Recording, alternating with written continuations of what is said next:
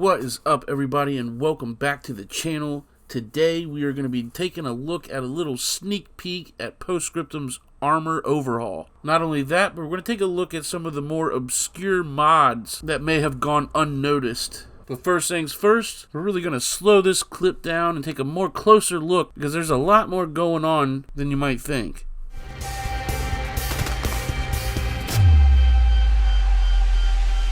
Alright, for those of you that have been living in a vacuum, Post-Scriptum's next update, besides of course Bastion and Foy, is going to be a big armor overhaul, or should I say vehicle overhaul. The way everything handles, the way the shells work, different components, catching fire, everything simulated in real time. It's really going to bring the armor and vehicle gameplay up to par with the amazing infantry gameplay, making Post-Scriptum one of the most visceral World War II simulators out. Now before we delve into this clip, for everyone new here, we try to give away a Steam key once a week. Right now we're giving away Beyond the Wire and Post-Scriptum Steam keys, so if you're interested in the giveaway, just stay tuned for later and I'll give you details on exactly how to enter. But for now, we're going to jump right into this juicy armor overhaul sneak peek. So the first time I watched this, I barely caught half of what was going on, so I'm going to slow things down, zoom things in, and make sure you guys get more of a grasp of what's really going on here. So right away, this first tank shoots and ricochets off the first tank and into the second tank. Now apparently it has hit the ammo rack is my guess,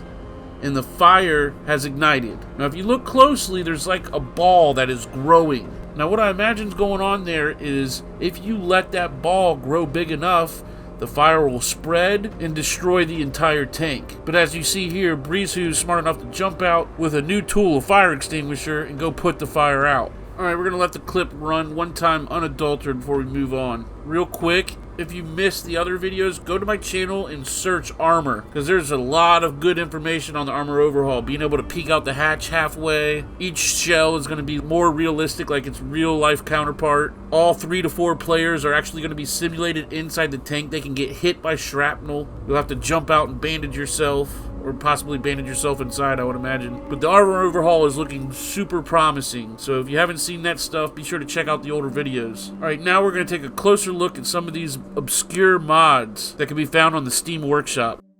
Alright, so this next one is a little mod that only currently works on the map Grave. There's a special spawner in the German main base that will spawn this SturmTiger. For now, the SturmTiger is only able to be used by an infantry section, and the thoughts behind that are you don't want to waste an armor section for a vehicle that takes 5 minutes to reload. Yeah, that's right. But this thing is a freaking beast. I know it's rather silly, but I would kind of love to see this implemented into the main game. And you'll probably have my same sentiments when you see this freaking round explode.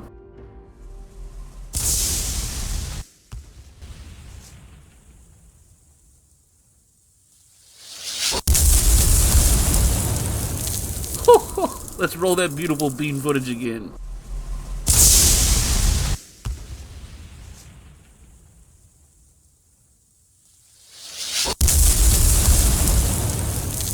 For this next one, the modder made a trailer, so we're just going to let it roll. Robert St. John in the NBC newsroom in New York. Ladies and gentlemen, we may be approaching a fateful hour. All night long, bulletins have been pouring in from Berlin, claiming that D-Day is here, claiming that the invasion of Western Europe has begun. Let me read you several of the latest bulletins. One says that a report, unconfirmed by allied sources of course, says that heavy fighting is taking place between the Germans and invasion forces on the Normandy Peninsula, 31 miles southwest of La Havre. Another bulletin, also from Berlin Radio and unconfirmed, says the British-American landing operations against the western coast of Europe from the sea and from the air are stretching over the entire area between Cherbourg and La Havre, a distance of about 60 miles. I repeat, there is no confirmation. And here's another bulletin just in. ANB, the German agency, says that this is unconfirmed, that the most important airdromes in the area of the Normandy Peninsula have been wiped out. Now I presume that means wiped out by the Allies.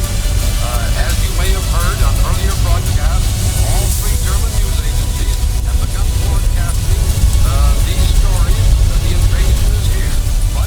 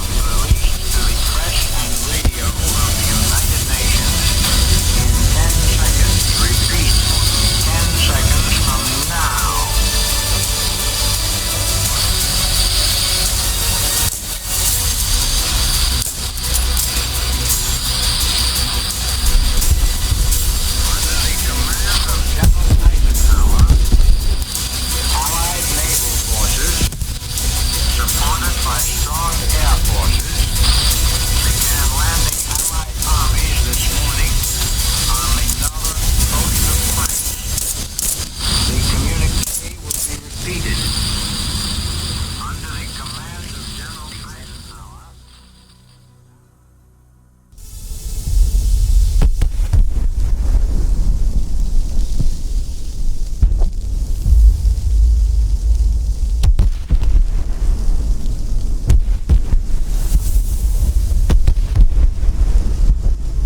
So this mod, Utah Waves, looks to add more control over the way the Allies attack the beach at Utah. Instead of selecting a landing craft as your spawn point, the Allies will actually spawn on a transport ship and need to board the LCPs and LCTs to make their way to the beach. Beach landings will be synchronized with the wave manager and are spaced 1 minute apart, except for the first countdown at round start, which is set to 3 minutes. The landing craft are now bulletproof, so you can use them as shields or hide behind the door from MG bullets. Vehicles are rotated to face forward when the LCT closes its loading ramp. LCPs choose a random beach landing position at the start of each wave, and then of the access have some extra well-placed MG positions to help repel the allied waves. You can actually test this mod offline if you like. Just head over to the Steam Workshop and check it out, Utah Waves.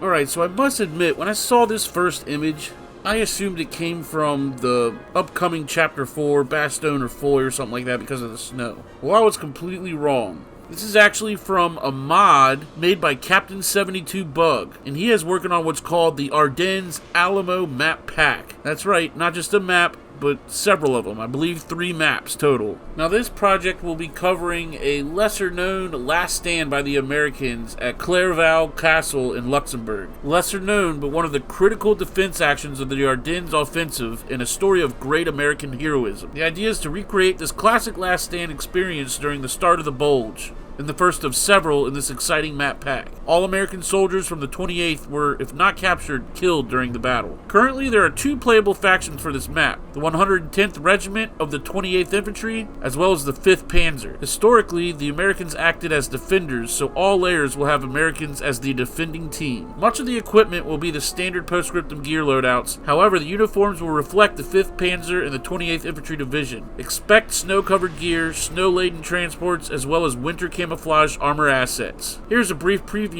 of the reskins you will find while playing on the Ardennes Alamo map pack layers. The first example is the 28th Infantry Command Jeep.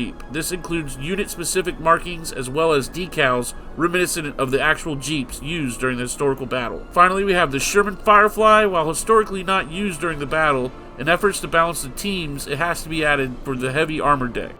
The Ardennes Alamo map pack comprises of over 32 kilometers of northern Luxembourg. The whole map is covered with thick Ardennes forest with historically accurate roads linking the various cities of the region. If published all together as a simple map, this playable area would encompass a scale which would represent 1/8 of all PS maps combined. In efforts to ease performance, this map has been divided into 3 sections which will act as the 3 maps in the map pack. Currently, this is the largest map in the Squad Post-Scriptum engine at a whopping 8 kilometers by 8 kilometers. It is larger than Scorpo by almost 400 kilometers by 400 kilometers. Or is that kilometers? Several offensive layers are planned for each map. These layers will have players pitted over small 3 kilometer by 3 kilometer areas or extensive areas of land reminiscent of the Arma series. These sections include Ardennes Alamo, Your Spent Watch, and Retreat to the Mundhausen. Clerval is the main focus of the project. The Ardennes Alamo layers will have players fighting to capture and secure this historic castle. The creator of the mod, Captain 72 Bug, says he is currently working on splining some of the areas of the map. Since initial release, he's been working diligently on minimizing performance impacts while increasing map detail. Over the next few months, expect the project to expand in scope and the map to get better. Beautiful work, man. This thing's been hiding from me in the Steam Workshop. I'm glad I found it. It also brings up my whole campaign idea. I know it's planned for Hell Let Loose, kind of like Rising Storm 2's campaigns. These 3 maps would be perfect for that. Alright guys, it's that time. We're going to wrap it up. Share this awesome game with your friends. If you haven't seen my Post-Scriptum Guides playlist, definitely check that out. And don't miss my virtual mission briefings. That's some of my favorite personal work. Alright, for all the new guys around here, if you want to enter the giveaway, we're giving away Beyond the Wire and Post-Scriptum. All you got to do is like this video, subscribe to the YouTube channel, join our little Discord channel, it's linked below in the description. But most importantly, drop a comment, and within your comment, leave your Discord name and number. That's going to work as your ticket stub if you do win. And speaking of winners, this week winners is Mr. Don Danielle. Come on down and get your Steam key. Don Danielle is actually a channel member. Consider becoming a channel member. Hit the blue join button below, or support me over on Patreon. Either or, supporting the channel, becoming a Mil-Simp Minion gives you double the entries for each week's giveaway. So if you want to leg up in the giveaways, consider becoming a Mil-Simp Minion. You also get exclusive content, Mil-Simp training from yours truly, emojis, etc., etc. Special shout out to my channel members. You guys literally are my inspiration. Thank you so much. If you cannot support the channel monetarily, that's fine. I understand. I'm right there with you. Just keep liking the videos, commenting. It helps with the algorithm and means more to me than you know. So thank you all. Tell a friend about Post-Scriptum, and y'all be good to each other.